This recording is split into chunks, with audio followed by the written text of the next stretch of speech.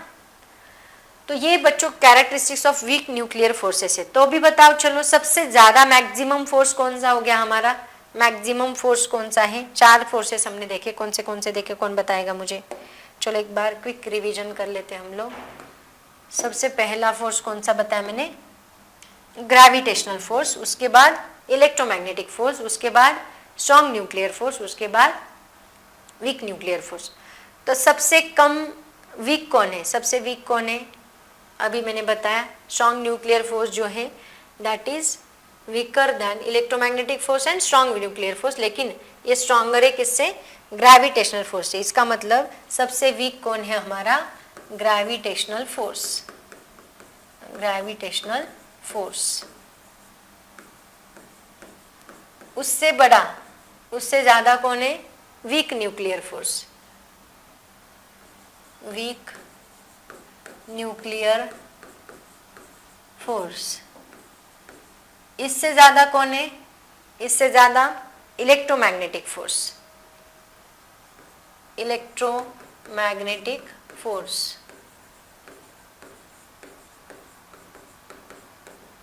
And सबसे ज्यादा कौन है, इससे भी बड़ा कौन है, इससे ऐसे आना चाहिए, ये जो है ना ये ऐसे आना चाहिए, इधर छोटा इधर बड़ा, कौन सा, स्ट्रॉन्ग न्यूक्लियर फोर्स। तो सबसे ज्यादा कौन है, स्ट्रॉन्ग न्यूक्लियर फोर्स, सबसे स्ट्रॉन्ग, ये सबसे स्ट्रॉन्ग, उससे कम ये, उससे कम ये सबसे कम। ग्रेविटेशनल फोर्स सबसे कम है, लेकिन रेंज में सबसे ज्यादा ये है, उससे ज्यादा ये है, उससे ये और उससे ये। रेंज में वीक न्यूक्लियर फोर्स सबसे पीछे है, ग्रेविटेशनल फोर्स सबसे आगे है, ठीक है। तो ये है फोर्सेस। तो बच्चों इसका भी स्क्रीनशॉट ले लो जल्दी से, इसका स्क्रीनशॉट निकालो। सभी जो मैं बताती हूँ, मैंने पॉइंट वाइज नोट्स लिख के दी है, उनका धीरे धीरे स्क्रीनशॉट निकाल के अच्छे खुद के नोट्स प्रिपेयर करने हैं। उसके बाद देखते हैं बच्चों next point, that is the contact force and non contact forces. देखो contact force and non contact forces मतलब क्या होता है। अभी देखो यहाँ पे मैंने आपको क्या बोला कि ग्रेविटेशनल फोर्स जो है वो 2 बॉडीज के अंदर है। क्या नेसेसरी ये दोनों बॉडीज जो है उनके बीच में कांटेक्ट होना जरूरी है क्या। मान लो ये एक बॉडी है, ये एक बॉडी है, ये दोनों बॉडीज है, तो ये दोनों बॉडीज के बीच में फोर्स ऑफ अट्रैक्शन है, तो नेसेसरी नहीं है इन दोनों के बीच में कांटेक्ट होना ही चाहिए। विदाउट एनी कांटेक्ट ये इनके बीच में फोर्स ऑफ अट्रैक्शन है। और मैं बोलूँ example electrostatic force, positive negative charge के बीच में फोर्स ऑफ अट्रैक्शन है, नेसेसरी नहीं है कि इनके बीच में कांटेक्ट होना ही चाहिए। मतलब जो बॉडीज, लेकिन मान लो फ्रिक्शनल फोर्स, इस बॉडी को मैंने ऐसे किया तो ये बॉडी का हाथ के साथ क्या हो रहा है, फ्रिक्शन हो रहा है, तो ये फ्रिक्शनल फोर्स के लिए कांटेक्ट होना जरूरी है ना। स्ट्रिंग का होना जरूरी है, स्ट्रिंग का ब्लॉक के साथ कांटेक्ट होना जरूरी है। इसका मतलब नॉर्मल रिएक्शन का सरफेस के साथ कांटेक्ट होना जरूरी है। जब तक सरफेस नहीं है नॉर्मल रिएक्शन नहीं है, जब तक स्ट्रिंग नहीं है टेंशन फोर्स नहीं है, जब तक फ्रिक्शन नहीं है फ्रिक्शनल फोर्स नहीं है। इसका मतलब किसी भी बॉडी का कांटेक्ट होना जरूरी होता है किसी फोर्सेस में, और किसी में नहीं हुआ तो भी चलता है। तो यहाँ पे कांटेक्ट फोर्स मतलब क्या आएगा, कांटेक्ट फोर्स पहले लिखते हैं हम लोग, force experienced by a body without any contact called as contact force. Contact forces मतलब क्या होता है, contact forces the force experienced by a body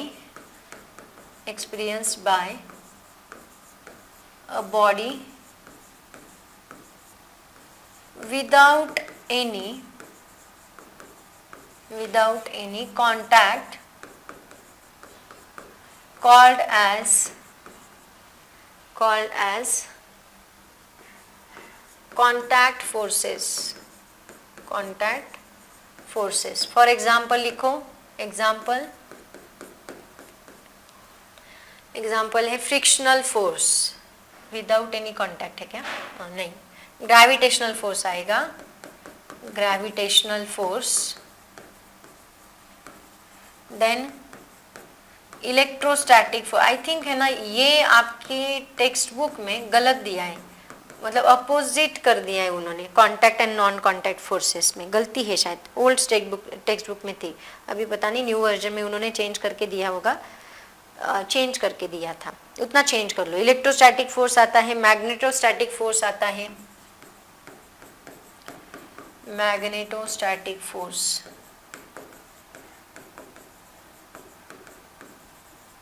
okay तो ये हो गया contact forces.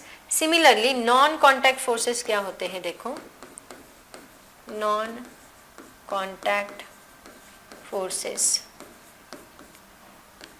The force experienced by a body, force experienced by a body with actual contact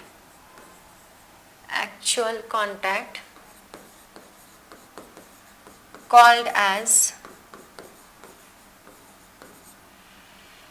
non-contact forces, non-contact forces. Okay, example है frictional force,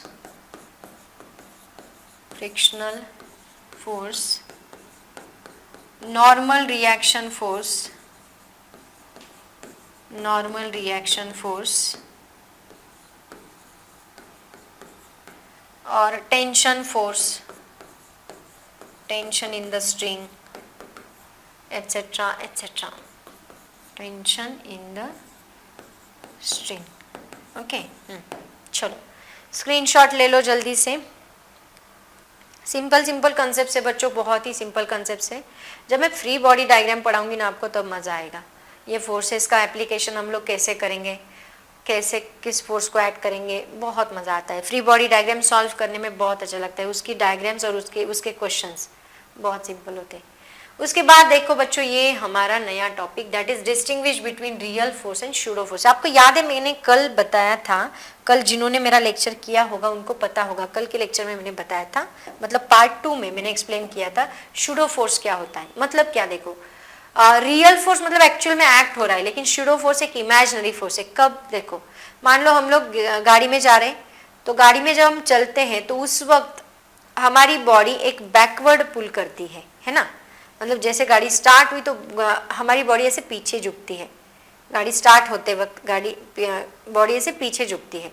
तो ये forces किसी भी Newton के फोर्सेस में नहीं है, कहीं पे भी नहीं है। ये फोर्स एक अलग ही फोर्स है, अपनी इसकी दुनिया अलग है। ये कौन सा फोर्स है, दैट इज इमेजिनरी फोर्स। इसी को हम लोग क्या कहते हैं, शूडो फोर्स। तो इसका कल मैंने एग्जाम्पल दिया था, इसको मुझे यहाँ पे एक्सप्लेन करने की जरूरत नहीं है, वैसे देखा जाए तो एक इमेजिन कर लो, मैं बता रही हूँ आपको।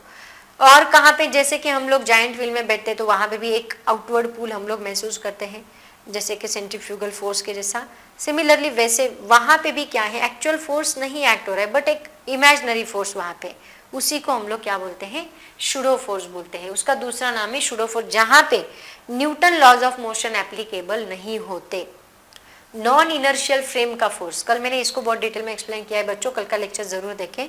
नॉन इनर्शियल फ्रेम का फोर्स, इस फोर्स की वजह से ही हमें उसको नॉन इनर्शियल फोर्स कहा था, जिसमें न्यूटन का first law of motion applicable नहीं होता, ओबे नहीं होता। ठीक है, तो इसी के हिसाब से हमने real forces and pseudo forces, इन दोनों को एक्सप्लेन किया है। उन दोनों के बीच का हमने एक डिस्टिंग्विश बनाया है। देखो सबसे पहला कौन सा है, a force which is produced due to interaction between the objects is called real force.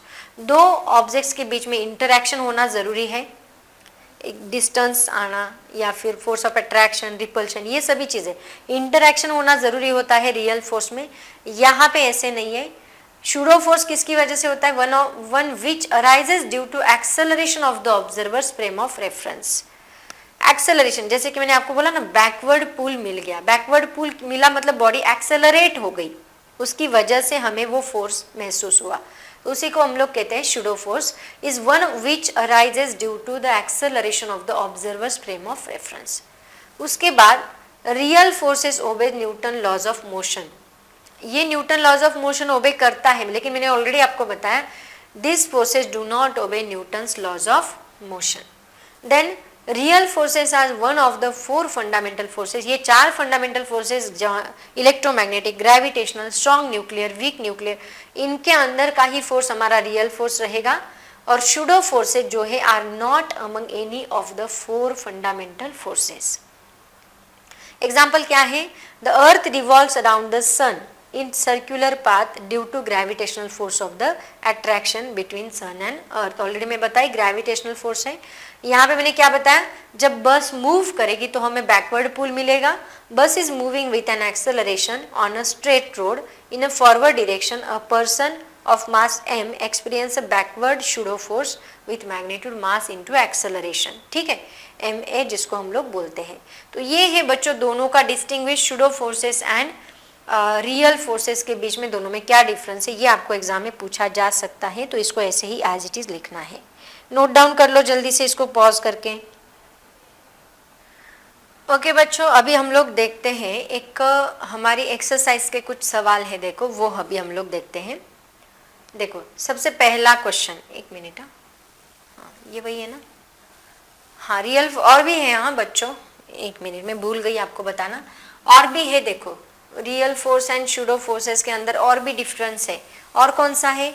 If work done bye और against the force is independent of the actual path. Okay एक मिनट स्टूडेंट, एक minute, इसमें ना printing mistake हो गया है। एक minute, एक सेकेंड, मुझे मैं भी कंफ्यूज हो गई यहाँ पे। ये हमारा real force and pseudo force है, लेकिन ये जो है ना यहाँ प्रिंटिंग मिस्टेक हो गया है। ये कौन सा होना चाहिए? This is of conservative and non conservative force. इसको रफ कर दो और यहाँ पे लिखो कंजर्वेटिव फोर्स। कंजर्वेटिव फोर्स इनका भी डिस्टिंग्विश मैं आपको बता देती हूँ। एंड ये कौन सा है? Non conservative force. Non conservative force, conservative force. देखो इसका मतलब क्या होता है बच्चों? Conservative force and non conservative force का मतलब एक बात समझ लो। देखो मैं आपको बताती हूँ। मान लो ये 2 ऑब्जेक्ट्स आपके पास है, ठीक से ध्यान दो। ये 2 ऑब्जेक्ट्स आपके पास है। अगर मैंने इनको ऐसे रखा तो भी इनमें फोर्स ऑफ अट्रैक्शन है। अगर मैंने इनको ऐसे रखा तो भी इसमें फोर्स ऑफ अट्रैक्शन है। अगर मैंने इसको ऐसे रखा तो भी इसके अंदर फोर्स ऑफ अट्रैक्शन है। अगर मैंने इसको ऐसे रखा, ऐसे रखा, कैसे भी रखा, डांस करने लग गई मैं, है ना, ऐसे रखा तो भी फोर्स ऑफ अट्रैक्शन है, ऐसे रखा तो भी फोर्स ऑफ अट्रैक्शन, कैसे भी रखा तो भी फोर्स ऑफ अट्रैक्शन है। इसका मतलब ग्रेविटेशनल फोर्स इसके ऊपर एक्ट हो रहा है। इन दोनों के बीच में कौन सा फोर्स है? Gravitational force. कहीं पे भी रखो, पाथ चाहे कहीं भी रखूं, चाहे मैं स्ट्रेट पाथ रखूं, चाहे मैं ऐसा पाथ रखूं, चाहे मैं ऐसा पाथ रखूं, कौन सा भी पाथ रखूं, तो भी इन दोनों में फोर्स ऑफ अट्रैक्शन है, उसकी बात ही नहीं है। इसका मतलब क्या कि ये एक्चुअल पाथ पे डिपेंड नहीं कर रहा। ग्रेविटेशनल फोर्स जो है हमारा, इलेक्ट्रोस्टैटिक फोर्स हो, ग्रेविटेशनल फोर्स हो, that is not depends on the actual path.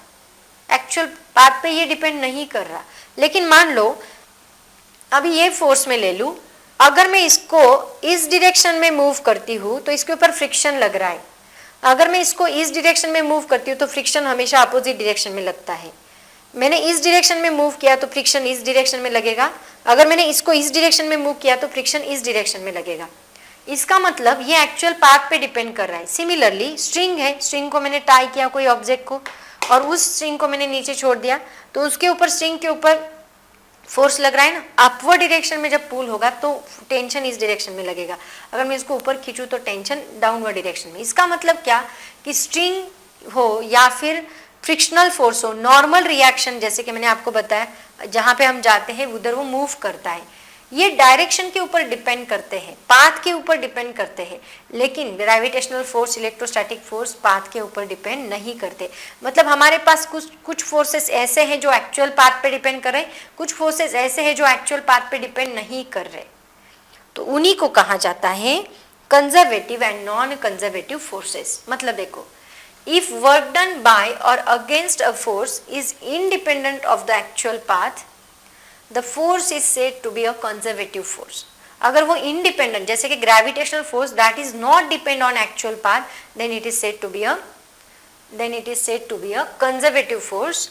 But if it is depend on the actual path, जैसे कि frictional force, then it is said to be a non-conservative force. Okay. Second point देखो क्या आएगा, during work done by a conservative force the mechanical energy is conserved. यहाँ पे क्या हो रहा है, मैकेनिकल एनर्जी कंजर्व हो रही है. इसकी हम डिटेल में बात करेंगे, वर्क डन का टॉपिक है तब मैं आपको बताऊंगी. यहाँ पे मैकेनिकल एनर्जी कंजर्व होती है, मतलब मैकेनिकल एनर्जी यहाँ लॉस नहीं हो रही है. That will be convert into one form to another. Kinetic energy potential में कन्वर्ट हो जाएगी, पोटेंशियल एनर्जी काइनेटिक में कन्वर्ट हो जाएगी, टोटल एनर्जी इसकी सेम रहेगी. दैट विल नेवर चेंज, है ना. जैसे कि मैं बताऊँ, मान लो यहाँ से एक ऑब्जेक्ट को मैंने नीचे फॉल किया, नीचे हम गिरा दिए, तो इसकी अगर ये बहुत ज्यादा डिस्टेंस पे है तो पोटेंशियल, यहाँ पे देखो ये ऑब्जेक्ट है, ये ऑब्जेक्ट मैंने यहाँ पे रखा है, तो इसकी पोटेंशियल एनर्जी ज्यादा है, लेकिन काइनेटिक एनर्जी है क्या, वेलोसिटी नहीं है. तो वेलोसिटी नहीं मतलब काइनेटिक एनर्जी जीरो है. इसको मैंने यहाँ पे रखा है, इसका मतलब इसके पास पोटेंशियल एनर्जी ज्यादा है. अब मैं अगर छोड़ दूं तो इसकी हाइट कम हो जाएगी, है ना. पोटेंशियल एनर्जी क्या होती है, mgh, बचपन से स्टडी करते आ रहे हैं. काइनेटिक एनर्जी क्या होती है, हाफ mv². तो बच्चों अगर वेलोसिटी ज्यादा तो काइनेटिक एनर्जी ज्यादा, और h ज्यादा तो पोटेंशियल एनर्जी ज्यादा. तो potential energy plus kinetic energy मिलके होती है टोटल एनर्जी. इसी को मैकेनिकल एनर्जी बोलते हैं हम लोग, है ना. तो काइनेटिक एनर्जी यहाँ पे ज्यादा, अगर मैंने वेलोसिटी यहाँ पे रखा है तो इसके पास वेलोसिटी नहीं है, मतलब इसके पास हाइट है तो पोटेंशियल एनर्जी है. अब अगर मैं इसको छोड़ दूं तो ये नीचे आएगी. नीचे आते वक्त इसका मतलब इसकी हाइट कम हो रही है, लेकिन इसको वेलोसिटी मिल गई. इसका मतलब इसकी पोटेंशियल एनर्जी लॉस नहीं हुई, वो काइनेटिक एनर्जी में कन्वर्ट हो गई, है ना. Potential energy converted into kinetic energy. इसका मतलब इसकी टोटल एनर्जी जो है वो वैसी की वैसी है. समझ में आया, टोटल एनर्जी इसकी वैसी की वैसी है. पहले ये ज्यादा थी, ये कम थी, अब ये कम हो गई, ये ज्यादा हो गई, दोनों को बैलेंस कर लिया. तो टोटल एनर्जी यहाँ चेंज नहीं होगी, वो उतनी की उतनी ही रहेगी. That will never change. इसका मतलब during work done bye a conservative force the mechanical energy is conserved. वो हमेशा खुद को कंजर्व करेगी. That will never loss. Conserve करना मतलब मेंटेन रखना, कांस्टेंट रखना, उसको हम कंजर्व बोलते हैं. But work done bye non conservative forces, जैसे कि फ्रिक्शन करो, हीट बढ़ती है, इसका मतलब जो एनर्जी थी उस बॉडी के पास वो हीट से चली गई, हीट से निकल गई. वो जो उसके पास एनर्जी थी, मैकेनिकल एनर्जी का कन्वर्जन हीट एनर्जी में हो गया, मतलब एनर्जी लॉस हो गई. So work done by conservative non conservative force the mechanical energy may not be conserved. Example third देखो, work done is a completely recoverable. Kinetic energy का conversion potential का kinetic, but it is heat को आप वापस mechanical energy में ला सकते हैं, not. तो यहाँ work done is not recoverable.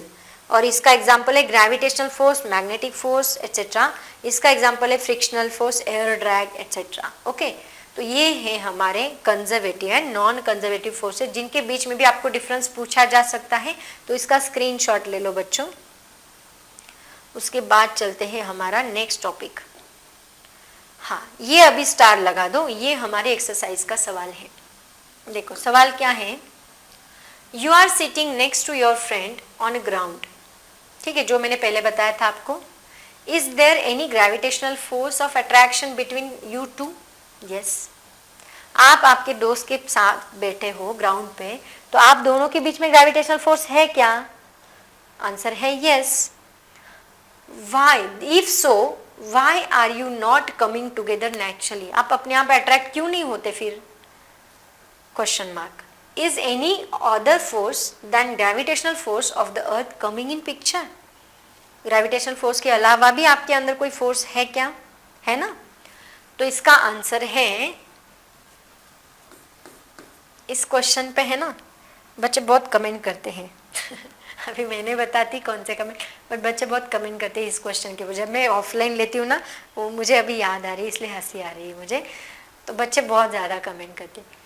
You are sitting next to your friend on a ground. Okay, तो यस, पहला आंसर तो मेरा रहेगा यस. ग्रेविटेशनल फोर्स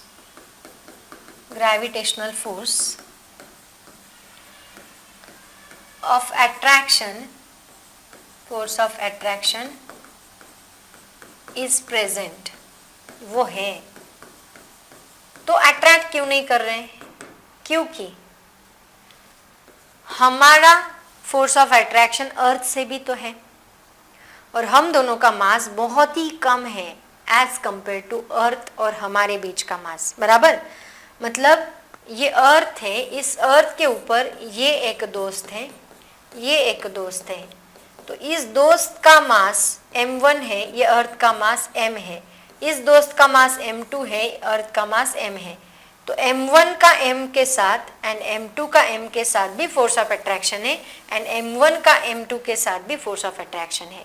तो फोर्स का फॉर्मूला होता है m1 into m2 upon are square, और हमारा g रह गया, है ना। तो इन दोनों का प्रोडक्ट, कौन सा प्रोडक्ट ज़्यादा रहेगा, इन दोनों का या इन दोनों का? तो बच्चों इन दोनों का प्रोडक्ट ज़्यादा है, इन दोनों का प्रोडक्ट ज़्यादा है। इसका मतलब force of attraction of m1 and m is greater, m1 and m is also greater, m2 and m is also greater, but this is very less as compared to sorry अर्थ का मास इतना ज़्यादा है कि force of attraction बहुत ही ज़्यादा है, उसकी वजह से ये फोर्स उसके सामने टिकता नहीं। So this force is very less, उसकी वजह से वो अट्रैक्ट नहीं होते। तो वो कहाँ अट्रैक्ट होते हैं?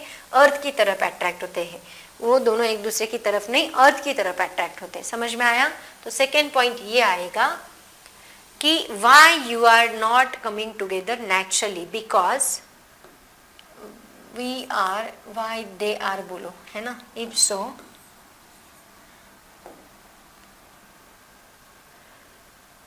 they are not coming together naturally,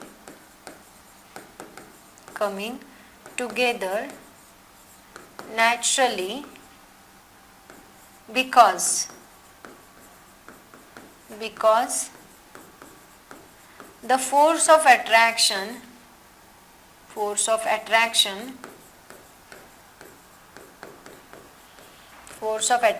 between friends is more than, friends is less than, not more, is less than the force of attraction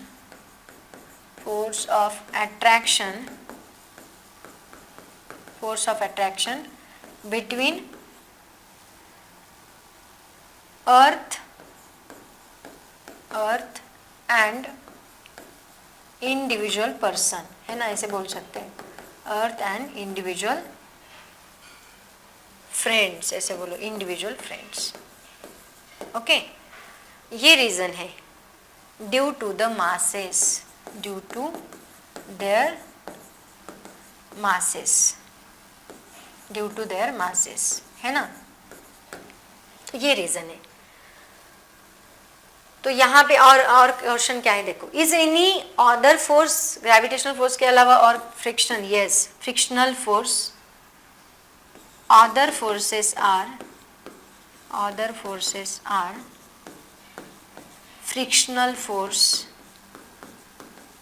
force है, और नॉर्मल रिएक्शन फोर्स अर्थ के ऊपर है, तो अर्थ का सरफेस उनके ऊपर नॉर्मल रिएक्शन लगा रहा है, force and normal reaction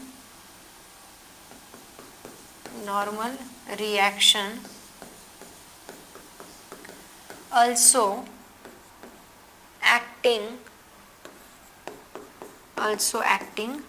on them, ऐसे आप लोग इसका आंसर लिखोगे बच्चों, जल्दी से इसका स्क्रीनशॉट ले लो। Come on students. उसके बाद देखते हैं नेक्स्ट क्वेश्चन, ये भी आपके एक्सरसाइज का ही सवाल है, इसको स्टार करो।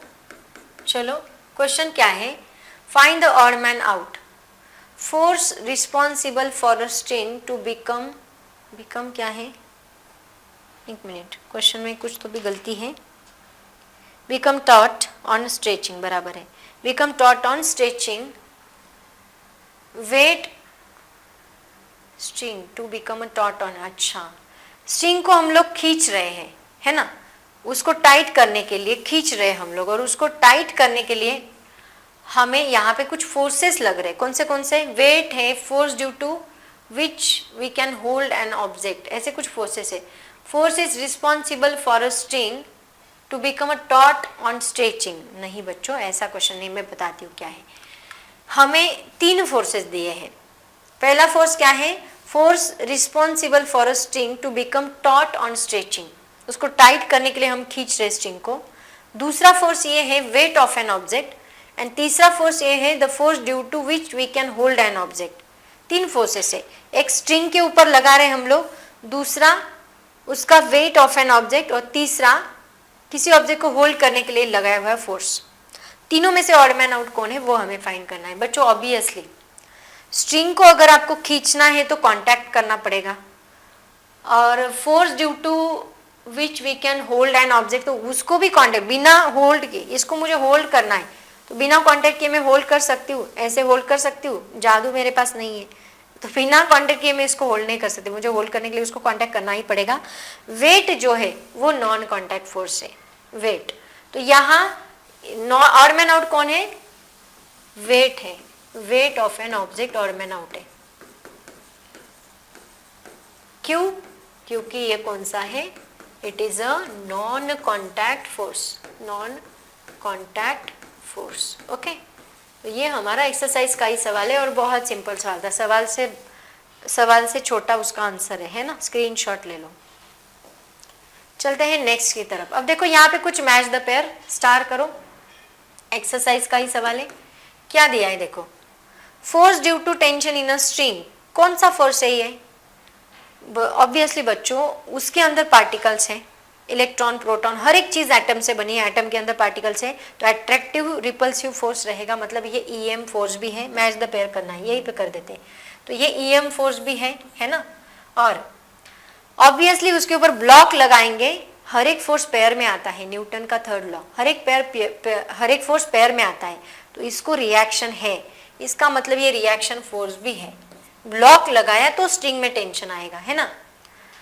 देन कंजर्वेटिव नहीं, ये एक्चुअल पाथ पे डिपेंड कर रहा है, कंजर्वेटिव मतलब not depend on actual path, but ये एक्चुअल पाथ पे डिपेंड कर रहा है, इसका मतलब ये नॉन कंजर्वेटिव है। तो तीनों आते हैं इसके अंदर। उसके बाद नॉर्मल फोर्स, सरफेस जो अर्थ का सरफेस या फिर कोई भी सरफेस जो बॉडी के ऊपर लगाता है, ऑब्वियसली कांटेक्ट होना जरूरी है, कांटेक्ट होगा मतलब इलेक्ट्रोमैग्नेटिक पार्टिकल्स आएंगे, इसका मतलब ये इलेक्ट्रोमैग्नेटिक फोर्स भी है, तो ये इलेक्ट्रोमैग्नेटिक फोर्स है। ऑब्वियसली ये फोर्स यहाँ ब्लॉक रखा है, तो ये नॉर्मल रिएक्शन लगा रहा है ऊपर, ब्लॉक इसके ऊपर फोर्स लगा रहा है, तो दोनों का रिएक्शन भी है, इसका मतलब ये रिएक्शन फोर्स भी है, एंड ये भी एक्चुअल पाथ पे ही डिपेंड करता है।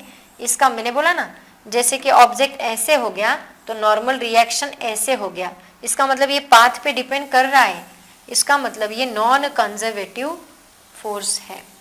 ओके, फ्रिक्शनल फोर्स ये भी सेम, ये फ्रिक्शन दो बॉडीज के बीच में होता है, मतलब कांटेक्ट होता है, नॉन कंजर्वेटिव है, रिएक्शन भी है, दो बॉडीज के बीच में फ्रिक्शन इधर लगे, फोर्स इधर लगाए तो फ्रिक्शन इधर लगेगा, reaction action reaction force. Resistive force offered by a air और water for object moving through it. अच्छा, रेजिस्टिव फोर्स इसमें, हाँ इसमें ये कौन सा है बच्चों, रेजिस्टिव फोर्स जो है वो ईएम, ऑब्वियसली जहाँ जहाँ पार्टिकल आएंगे ऑब्जेक्ट्स आएंगे वहाँ पे ईएम आने ही वाला है। ओके, ये कंजर्वेटिव है क्या, रेजिस्टिव फोर्स, ये भी नॉन कंजर्वेटिव है बच्चों, रेजिस्टिव फोर्स एक्चुअल पाथ पे डिपेंड करता है, मतलब ये नॉन कंजर्वेटिव, रिएक्शन फोर्स भी है ये, ठीक है।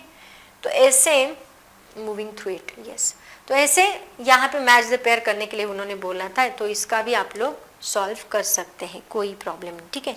तो बच्चों ये था आज का हमारा टॉपिक, जहाँ पे मैंने एक्सरसाइज के भी सवाल लिए हैं।